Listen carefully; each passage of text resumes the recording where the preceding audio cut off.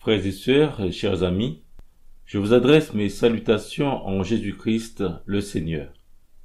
Que ce temps d'étude de la parole de notre Dieu nous aide à grandir dans la connaissance de Dieu le Père et de notre Seigneur Jésus-Christ. Nous continuons ensemble l'étude du livre du prophète Jonas. Le thème porte sur la repentance. Nous nous appuierons donc sur le chapitre 3 de ce livre pour voir la repentance selon Dieu. En Jonas chapitre 1, les 2 premiers versets, il est dit que la parole de l'Éternel fut adressée à Jonas, fils d'Amittai, en ces mots: « Lève-toi, va à Ninive, la grande ville, et crie contre elle, car sa méchanceté est montée jusqu'à moi. » Puisque sa méchanceté était montée jusqu'à Dieu, le Seigneur demanda à son serviteur Jonas d'aller dans la ville pour crier contre elle. Et cela, on le voit au verset 2. Mais au lieu d'obéir à l'ordre de Dieu, Jonas partit pour Tarsis, à l'opposé du lieu où Dieu voulait qu'il aille. Pour ramener son serviteur à lui et l'obliger à lui obéir, Dieu fit venir une grande tempête, obligeant les marins à jeter Jonas par-dessus bord. Dans sa détresse, voyant qu'il allait perdre sa vie, Jonas invoqua l'Éternel, qui fit venir un grand poisson pour avaler Jonas.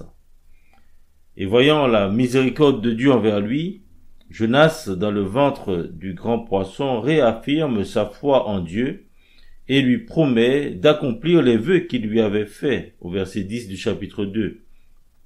Et voyant cela, l'Éternel, dans sa compassion, parla au poisson pour qu'il vomisse Jonas sur la terre. Alors lisons ce chapitre 3, nous allons lire ces 10 versets, donc du chapitre 3.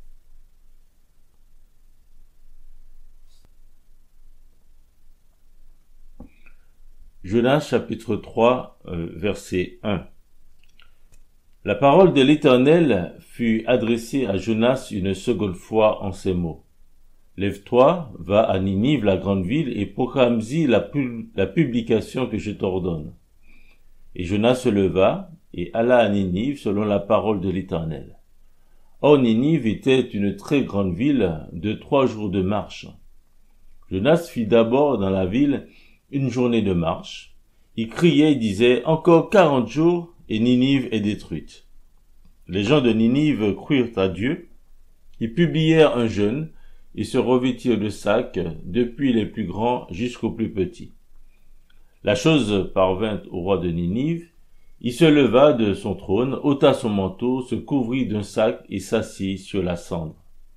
Et il fit faire dans Ninive cette publication, par ordre du roi et de ses grands: que les hommes et les bêtes, les bœufs et les brebis ne goûtent de rien, ne pèsent point et ne boivent point d'eau, que les hommes et les bêtes soient couverts de sacs, qu'ils crient à Dieu avec force, et qu'ils reviennent tous de leurs mauvaises voies et des actes de violence dont leurs mains sont coupables. Qui sait si Dieu ne reviendra pas et ne se repentira pas, et s'il ne renoncera pas à son ardente colère, en sorte que nous ne périssions point. Dieu vit qu'ils agissaient ainsi et qu'ils revenaient de leur mauvaise voie.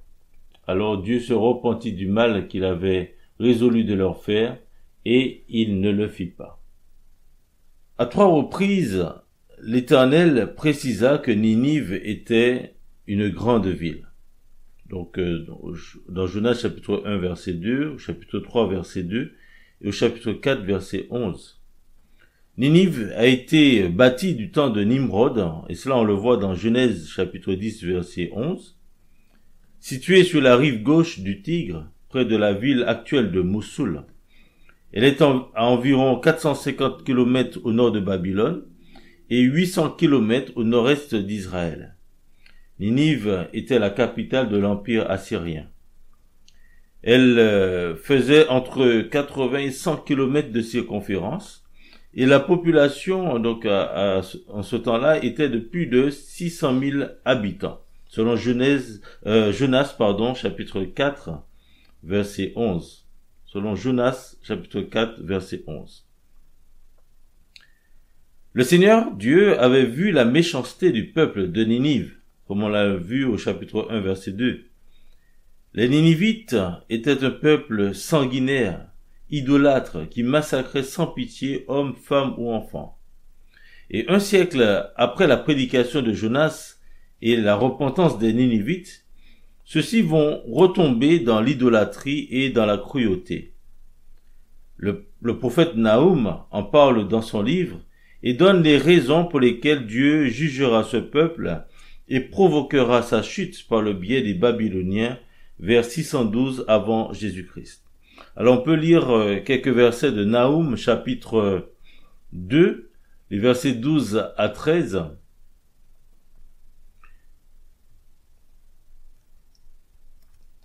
Alors il est dit, qu'est devenu ce repère de lions, ce pâturage des lionceaux, où se retirait le lion, la lionne, le petit du lion, sans qu'il y ait personne pour les troubler. Le lion déchirait pour ses petits, étranglait pour ses lionnes. Il remplissait de proie ses antres, de dépouilles ses repères. Après, au chapitre 3, verset 1, il est dit « Malheur à la ville sanguinaire, pleine de mensonges, pleine de violence, et qui ne cesse de se livrer à la rapine. On entend le bruit du fouet, le bruit des roues, le galop des chevaux, le roulement des chars. Les cavaliers s'élancent, l'épée étincelle, la lance brille, une multitude de blessés, une foule de cadavres, des morts innombrables. On tombe sur les morts. C'est à cause des nombreuses prostitutions de la prostituée, pleine d'attrait, habile enchanteresse, qui vendait les nations par ses prostitutions et les peuples par ses enchantements. Après, on peut voir aussi au verset 19, « Il n'y a point de remède à ta blessure, ta plaie est mortelle. Tous ceux qui entendront parler de toi battront des mains sur toi, car quel est celui que ta méchanceté n'a pas atteint? » Donc là, dans le texte de Nahum, il est parlé donc de toute la méchanceté de ce peuple-là. Alors, pour la seconde fois, Dieu demande à son serviteur Jonas d'aller à Ninive pour y proclamer la publication qu'il lui a ordonnée. Encore 40 jours et Ninive est détruite, au verset 4. Le Seigneur insiste pour qu'il annonce cela aux Ninivites, car il ne veut pas la mort de l'homme. Il leur laisse même un temps suffisamment long, 40 jours, pour qu'ils se repentent, sinon la ville sera détruite. Ézéchiel et les autres prophètes ont eux aussi averti le peuple d'Israël à cause de son péché, en espérant qu'il revienne à l'Éternel et que le jugement de Dieu ne s'abatte pas sur son peuple. Dans Ézéchiel chapitre 18, verset 32, il dit « Car je ne désire pas la mort de celui qui meurt, dit le Seigneur l'Éternel. Convertissez-vous donc et vivez. » Dieu les avait avertis en leur disant qu'il jugerait chacun selon ses voies. Il leur demandait de revenir et de se détourner de toutes leurs transgressions pour que l'iniquité ne cause pas leur ruine. On voit ça dans Ézéchiel chapitre 18 verset 30. Mais malgré ces avertissements, Israël, mais aussi Juda, n'ont pas écouté les prophètes qui ont parlé de la part de Dieu et ont subi les jugements que Dieu leur avait annoncés, notamment avec la déportation par les Assyriens ou par les Babyloniens. Avant d'autoriser la destruction de la ville de Ninive, Dieu envoie son serviteur Jonas pour qu'il les avertisse de l'imminence de ce jugement. Il dit dans 40 jours. Alors vont-ils prendre au sérieux cette annonce? Encore 40 jours et Ninive sera détruite? Ou vont-ils faire comme le fera par la suite le peuple d'Israël, s'endurcir et ne point se repentir? Dans les versets 5 à 9, nous voyons donc la repentance des Ninivites. Pour donner donc à ce peuple cruel la possibilité de se repentir de son mal, Dieu demande à son serviteur Jonas d'aller vers eux pour leur annoncer cette mauvaise nouvelle. C'est ce que Jonas fera malgré lui. il se leva et alla prêcher aux Ninivites la parole que Dieu lui avait ordonné de dire. Encore 40 jours et Ninive est détruite. Et grâce à cette prédication de Jonas, plus de 120 000 hommes qui ne savent pas distinguer leur droite de leur gauche, comme il est dit au verset 11 du chapitre 4, donc soit environ ces 120 000 enfants et près donc 600 000 personnes donc seront sauvés de la destruction. Et puisqu'il est dit que les gens de Ninive crurent en Dieu au verset 5, donc oui, les gens de Ninive se sont repentis. Et si Dieu leur a fait grâce, c'est parce qu'ils ont répondu favorablement à la parole de Dieu annoncée par Jonas, le serviteur de Dieu, en se repentant donc de leurs péchés. La repentance traduit un changement de pensée, une prise de conscience de ses fautes avec le désir sincère d'y renoncer pour avoir un nouveau comportement qui soit conforme à la volonté de Dieu. Telle était l'attitude de ceux qui venaient vers Jean-Baptiste pour être baptisés. La foule qui venait vers Jean-Baptiste lui demandait « Mais que devons-nous faire ?» dans Luc chapitre 3, versets 3 à 14. Donc la repentance, c'est l'attitude de cœur qui témoigne d'un profond regret et de notre désir de changement. La repentance pousse l'homme à considérer son péché devant Dieu et à lui demander pardon. Le jour de la Pentecôte, après avoir entendu le discours de Pierre, la foule fut touchée et elle demanda à Pierre et aux apôtres, « Hommes frères, mais que ferons-nous » Alors Pierre leur dit, « Repentez-vous et que chacun de vous soit baptisé au nom de Jésus-Christ pour le pardon de vos péchés et vous recevrez le don du Saint-Esprit. » Et ça, on peut le lire dans Actes chapitre 2, versets 37 à 38. Dieu a ressuscité Christ d'entre les morts pour que la repentance et le pardon des péchés soient prêchés en son nom à toutes les nations, à commencer par Jérusalem. Et c'est ce qu'il est dit dans Luc chapitre 24, versets 46 et 47. Si Dieu a usé de patience envers les Ninivites, il use de patience envers chacun de nous qui vivons dans nos péchés et selon les convoitises de notre cœur, pour que nous n'ayons pas à subir son jugement. La Bible dit que tous les hommes sont pécheurs et sont privés de la gloire de Dieu, selon Romains chapitre 3, verset 23. Mais il use de patience envers chacun, afin qu'aucun ne périsse, mais que tous parviennent à la repentance. Et c'est cela, on peut le lire dans 2 Pierre chapitre 3, verset 9. On peut lire ensemble le texte de Romains chapitre 2, et les versets 1 à 16, où l'apôtre Paul fait cette analyse pour montrer que tous les hommes sont pécheurs. Alors Romains chapitre 2, verset 1, il est dit, « Ô homme qui que tu sois, toi qui juges, tu es donc inexcusable, car en jugeant les autres, tu te condamnes toi-même, puisque toi qui juges, tu fais les mêmes choses. » Nous savons en effet que le jugement de Dieu contre ceux qui commettent de telles choses est selon la vérité. Et penses-tu aux hommes qui jugent ceux qui commettent de telles choses et qui les fait, que tu échapperas au jugement de Dieu? Ou méprises-tu les richesses de sa bonté, de sa patience et de sa longanimité, ne reconnaissant pas que la bonté de Dieu te pousse à la repentance? Mais par ton endurcissement et par ton cœur impénitent, tu t'amasses un trésor de colère pour le jour de la colère et de la manifestation du juste jugement de Dieu, qui rendra à chacun selon ses œuvres. Il réserve la vie éternelle à ceux qui, par la persévérance à bien faire, cherchent l'honneur, la gloire et l'immortalité, mais l'irritation et la colère à ceux qui, par esprit de dispute, sont rebelles à la vérité et obéissent à l'injustice. Tribulation et angoisse sur toute âme d'homme qui fait le mal, sur le juif premièrement, puis sur le grec. Gloire, honneur et paix pour quiconque fait le bien, pour le juif premièrement, puis pour le grec. Car devant Dieu, il n'y a point de favoritisme. Tous ceux qui ont péché sans la loi périront aussi sans la loi. Et tous ceux qui ont péché avec la loi seront jugés par la loi. Ce ne sont pas en effet ceux qui écoutent la loi qui sont justes devant Dieu, mais ce sont ceux qui la mettent en pratique qui seront justifiés. Quand les païens qui n'ont point la loi font naturellement ce que prescrit la loi, ils sont, eux qui n'ont point la loi, une loi pour eux-mêmes. Ils montrent que l'œuvre de la loi est écrite dans leur cœur, leur conscience en rendant témoignage et leurs pensées s'accusant ou se défendant tour à tour. C'est ce qui paraîtra au jour où, selon mon évangile, Dieu jugera par Jésus-Christ les actions secrètes des hommes.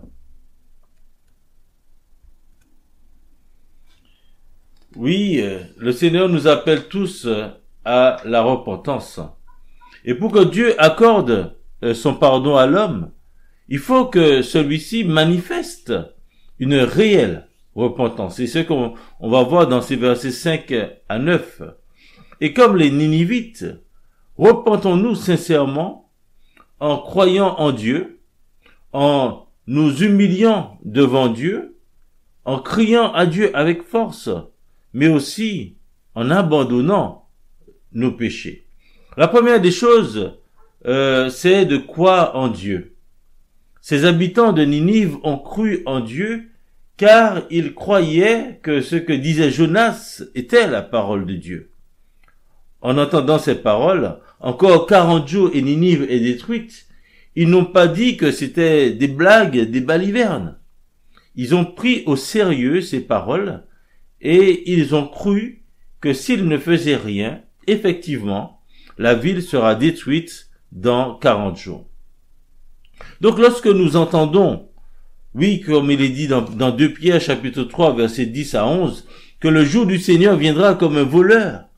En ce jour, les cieux passeront avec fracas, les éléments embrasés se dissoudront, et la terre avec les œuvres qu'elle renferme sera consumée.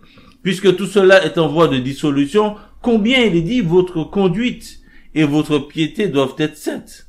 Donc lorsque nous entendons cela, et lorsque nous lisons que Dieu jugera par Jésus-Christ les actions secrètes des hommes, dans Romains chapitre 2 verset 16, croyons-nous en ces paroles?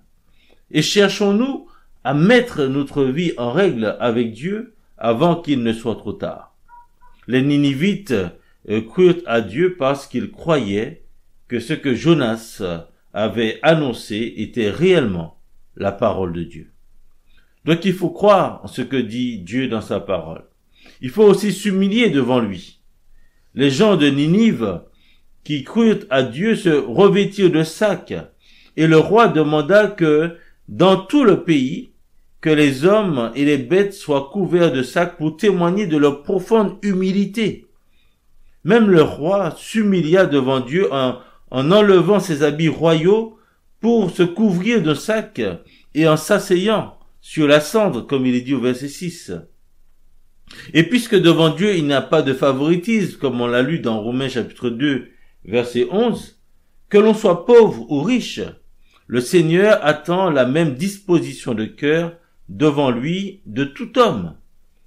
Cette attitude d'un cœur humble s'oppose à un cœur plein d'orgueil qui ne veut pas fléchir les genoux devant Dieu. Mais Dieu, il est dit dans Jacques chapitre 4 verset 6, mais Dieu résiste aux orgueilleux et il fait grâce aux humbles. L'autre chose qu'il faut faire, non seulement croire en ce que dit Dieu, s'humilier devant lui, mais aussi il faut crier à Dieu avec force. Telle est l'exhortation que le roi et ses grands adressent à tout le peuple. Par le jeûne, les gens de Ninive ont crié à Dieu pour que le Tout-Puissant les délivre de leurs péchés, leur pardonne leur iniquité et leur donne la force de ne plus accomplir leurs mauvais désirs. En criant à Dieu, ils ont reconnu que seul Dieu pouvait les aider et les sauver. L'autre chose qu'il faut faire, c'est bien sûr abandonner ses péchés. Le roi et tous les gens de Ninive savaient qu'une réelle repentance impliquait également un abandon total et sans réserve de tout ce qui est contraire à la justice de Dieu. Ils devaient revenir de leur mauvaise voie et des actes de violence dont leurs mains étaient coupables. On connaît l'histoire des Thessaloniciens qui dit qu'on raconte à notre sujet quel accès nous avons eu auprès de vous, c'est l'apôtre Paul qui parle, et comment vous vous êtes convertis à Dieu en abandonnant les idoles pour servir le Dieu vivant et vrai. Et ça, on le lit dans 1 Thessaloniciens chapitre 1, verset 9. Donc, il n'y a pas de vraie repentance s'il n'y a pas d'abandon du péché. Donc, suite à la prédication de Jonas, le peuple de Ninive se repentit devant Dieu, du plus petit au plus grand, et même le roi. La repentance est un acte individuel. Chacun doit considérer son état devant Dieu, que l'on soit homme, femme ou enfant. Quelle que soit sa position dans la société, ils ont pris conscience de la méchanceté de leur cœur.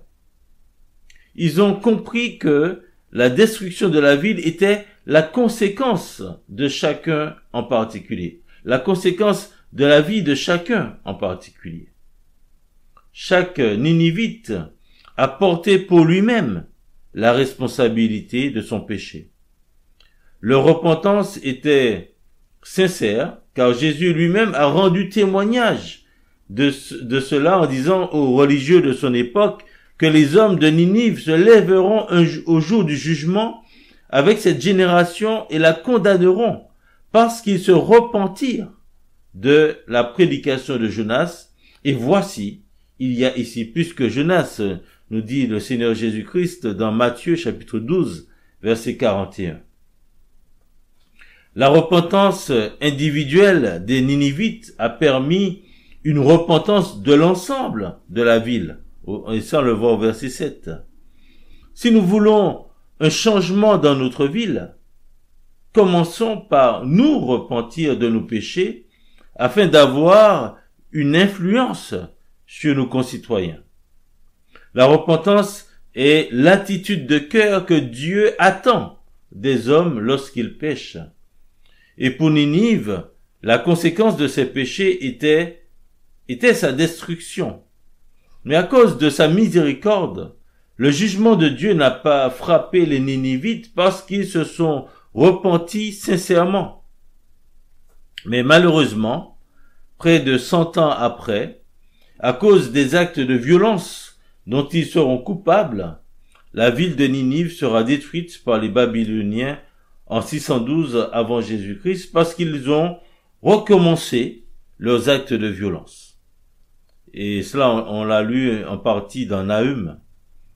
Lorsque nous péchons, il y a des conséquences à nos péchés. Mais Dieu, dans sa grâce, peut nous épargner de certaines de ces conséquences si nous revenons à lui de tout notre cœur par la repentance. Il est important que nous nous reconsidérions devant notre Dieu. Quelles sont nos mauvaises voies? Quels actes de violence nos mains ont-elles été coupables? Qu'avons-nous fait qui n'a pas été à la gloire de Dieu et dont nous savons que nous devons nous repentir? Et à cause de sa miséricorde, Dieu ne veut pas seulement nous épargner des conséquences immédiates de nos fautes. Il veut nous sauver de la mort éternelle, de la destruction éternelle dans l'étang de feu qu'il a réservé pour le diable et pour ceux qui veulent le suivre, où ils seront tourmentés jour et nuit au siècle des siècles. Et c'est ce qu'on lit dans Apocalypse chapitre 20, verset 10 et versets 14 et 15. Et pour nous sauver de cette mort éternelle, il veut que nous croyions en son Fils, celui qu'il a envoyé sur cette terre. Et puisque nous ne pouvons pas nous sauver par nous-mêmes, il est nécessaire que nous nous humilions devant sa face, que nous crions à lui, en lui demandant de nous pardonner nos péchés et que nous nous convertissions en nous détournant de nos mauvaises voies. Et là, nous sommes dans la semaine de Pâques et c'est là aussi pourquoi nous nous souvenons de Jésus-Christ et de sa mort à la croix à notre place. Et comme l'ont dit les apôtres, nous vous disons au nom de notre Seigneur Jésus, vous qui n'avez pas encore mis votre foi en lui, repentez-vous donc et convertissez-vous pour que vos péchés soient effacés. Actes chapitre 3, verset 19. Les Ninivites se sont repentis car ils se disaient, qui sait si Dieu ne reviendra pas et ne se repentira pas, et s'il ne renoncera pas à son ardente colère, en sorte que nous ne périssions point. Et ça, on le voit au verset 9. Notre cœur est-il plus dur que celui des Ninivites, pour ne pas nous repentir du mal que nous avons fait? Souvenons-nous des paroles de notre Seigneur. Les hommes de Ninive se lèveront au jour du jugement avec cette génération et la condamneront, il dit, parce qu'ils se repentirent à la prédication de Jonas. Rappelez-vous, chers amis, que Dieu ne veut pas la mort de celui qui meurt. Convertissez-vous donc et vivez selon Ézéchiel chapitre 18 verset 32. Tournez-vous vers Dieu, croyez en Jésus-Christ et abandonnez vos péchés. La réponse de Dieu, je peux lire la version Semeur, il dit au verset 10 que lorsque Dieu constata comment les Ninivites réagissaient et abandonnaient leur mauvaise conduite, il renonça à faire venir sur eux le malheur dont il les avait menacés. Il s'en abstint, au verset 10. Donc voilà, voici comment la réponse de Dieu. Il a refusé donc de détruire cette ville au bout des 40 jours, parce qu'il a vu que les Ninivites se sont repentis sincèrement. Et c'est ce qu'il est prêt à faire aussi pour vous, si vous vous repentez d'un cœur sincère. Donc, faites-le. Le Seigneur, il est fidèle, il est juste, et la Bible nous dit que si nous chrétiens, nous confessons nos péchés, il est fidèle et juste pour nous les pardonner. Il n'y a plus de condamnation aussi, il est dit, pour ceux qui sont en Jésus-Christ. Donc que le Seigneur nous aide à vivre réellement cette vie de repentance et que nous puissions donner gloire à Dieu. Que le nom du Seigneur soit béni. Amen.